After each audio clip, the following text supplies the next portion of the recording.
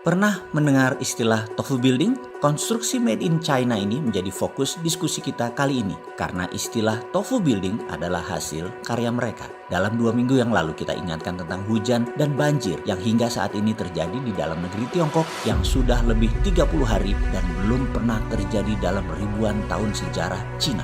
Informasi seperti ini, sebagian orang meragukan di awalnya tentang apakah hujan ini by design dari HARPS di Alaska, serangan awan yang memang terbaca membawa awan ke arah Cina daratan. Di tengahnya hujan ini ditarget. Mudah-mudahan hal yang anomali ini, yang tidak biasa ini, yang mana informasinya sebelum kejadian sudah dibisikkan ke publik, lalu kejadian, jangan dianggap kebetulan atau khayalan. Kalau zaman dulu pasti si Sontoloyo ini sudah dikatakan dukun weton, bener nggak? Mudah-mudahan sekarang mulai berpikir kayaknya masuk akal juga informasi si Bosman. Namun ada juga yang masih menyangkal karena memang nggak suka apapun informasi dari si Sontoloyo ini. Ya sudah, nggak apa-apa kalau nggak percaya. Akhirnya satu dam jebol juga di Tiongkok. Wuhan banjir pol.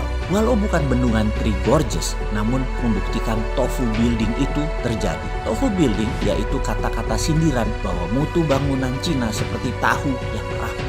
Sebentar, saya berharap yang di Indonesia bangunan infrastruktur yang dibangun yang terkadang studi lapangannya dipaksain agar cepat sehingga di jalan tol misalnya baru jadi aja sudah kebanjiran karena menyalahi banyak hukum alam. Ya, karena mungkin berbasis tofu building tersebut. Astagfirullah, maaf, saat ini saya berprasangka buruk lagi. Maaf ya, maaf, nyinyir dan sinikal kalimatnya. Ya sekali lagi demi mendapatkan perhatian si Sontoloyo mah nggak tahu malu. Salah ya bilang salah, geblek ya bilang geblek. Kembali ke tofu building. Hal ini jangan dipakai. Walaupun sudah kadung dipakai. Sekali lagi ngingetin, yang benar dari Tiongkok boleh ditiru. Jangan mengikuti maunya Tiongkok. Pasti mulai setuju ya sekarang. Jadi harus ke Amerika.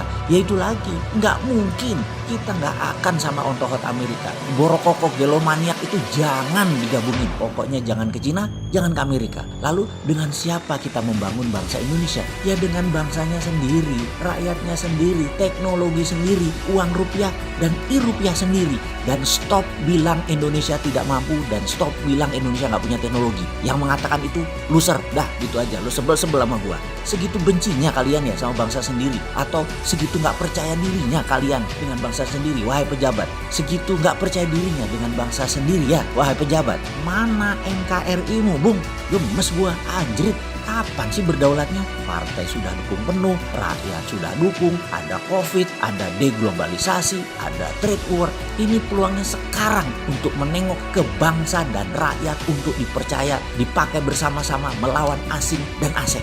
Utang lagi, investasi asing lagi. Stop kagum dengan bangsa lain. Cina sudah terukur kekuatannya, apalagi setelah dilanda terus-menerus bencana. COVID-19, hujan yang terus menurun, gempa bumi, ditambah lagi masyarakatnya sudah mulai luntur loyalitas dan trust terhadap Partai Komunis Cina. Masyarakat Cina melihat kejadian Hong Kong membubarkan harapan mereka untuk mencapai masyarakat yang demokrasi dan terbuka. Kembali ke tofu building, yang mana betonnya bisa terkelupas hanya dengan tangan saja. Memang tidak semua bangunan buatan Cina itu tofu building, tetapi hasil kajian sebuah perusahaan Jepang, Kajima, mengungkapkan kalau proyek tersebut ada unsur pejabat pusat dan sebagian sudah ketahuan ketangkep korupsi dan menunggu hukuman. Banyak yang dibangun adalah tofu building. Sungguh banyak proyek di dalam Tiongkok terbukti, namun yang parah adalah yang di luar Tiongkok. Mutunya hampir lebih 90% tofu.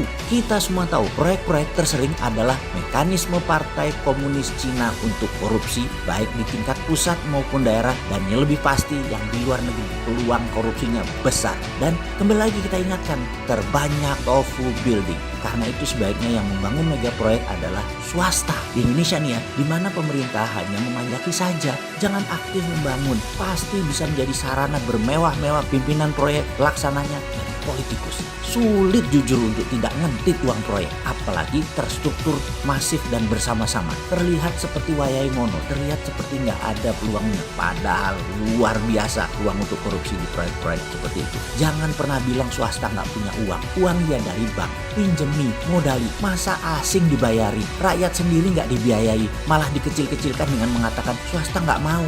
Jangan begitu dong bos, ayo berani terbitkan rupiah, ditunggu loh bos membela rakyatnya.